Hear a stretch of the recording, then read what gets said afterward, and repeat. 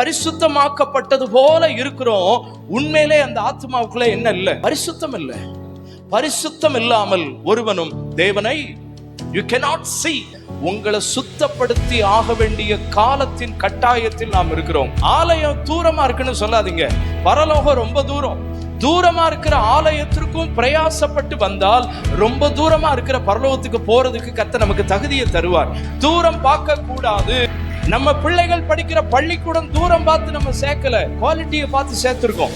நம்ம பிள்ளைகள் படிக்கிற காலேஜ் தூரம் பார்த்து சேர்க்கல. என் பிள்ளை அந்த காலேஜ்ல படிச்சா அவனுக்கு வேலை கிடைக்குங்கிற நம்பிக்கையெல்லாம் வரும்போது இது எல்லாத்தை விட ஆலயம் நமக்கு முக்கியம். பக்கத்துல உள்ளவங்க எல்லாம் வருவாங்க, பாஸ்டர் நாங்க தூரமா இருக்கிறோம். அப்ப கர்த்தரும் ஆசீர்வாதத்தை தூரப்படுத்தினா நம்ம சந்தோஷப்படுவோமா?